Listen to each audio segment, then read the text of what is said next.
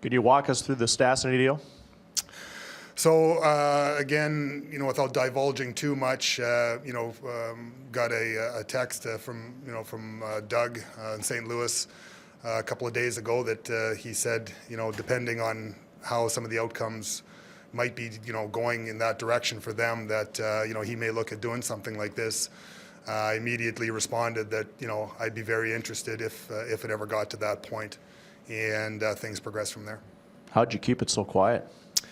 Again, in this situation here, with the player having, full no trade, ultimately, it was going to be his decision. So, when we did come to the final agreement, it was kind of went unsaid. Like it's the sanctity amongst organizations that, honestly is quite refreshing that, we both knew that this was a person's family at stake. This is a person's decision at stake, and he earned that right to have that no trade. And so for us, there was, there was never going to be any leakage, certainly from our side to damage the reputation of that player. Kevin, you pursued Paul quite heavily when he was a free agent. How much did that background help in trying to bring a guy that wasn't going to disrupt your room?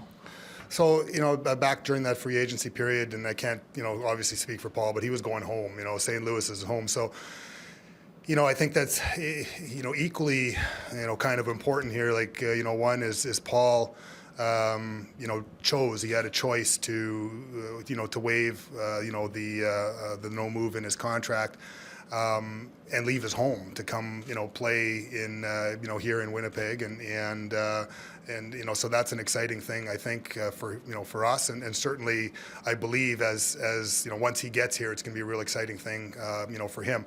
Back to the free agency, it goes back to what I said, when I talked to you guys on free agency day, and some days, and I'm sure, if we went back to that year, we probably didn't make a big splash in free agency that day, and people probably said, well, there they go, the Jets don't do anything again, and but we had a plan in place as far as how we wanted to approach things, and quite honestly, whether it's on free agency day or whether it's on trade deadline day, and to a certain extent at draft day, you're drafting for the right fit, you're signing for the right fit, you're trading for the right fit.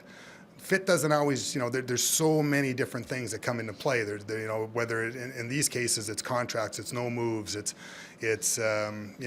cap, it's cash, it's all those kind of things. So, it's a very complicated league at times. As you can see, there's lots of complications that do, even during the trade deadline. Complications seem to come up all the time. Is he a guy that you could see being more than just a rental because of the interest in the past too? We really haven't gotten to that point. Like he, when we finally came to the verbal agreement between, I guess, St. Louis and ourselves to to the point last night where their manager spoke with Paul and informed him of what was pending. That really sets a lot of things in motion and a lot of, I'm sure, emotions in motion for Paul. And, he had a conversation with Blake. I informed Blake that, we had this pending deal, and obviously the player had a decision to make. But, these are players, and players' families' decisions. And, it's not about Blake Wheeler, it's not about us, it's not about everything. It's just, he had a tough decision to make. And we're very, very thankful and super excited that he chose to come this direction.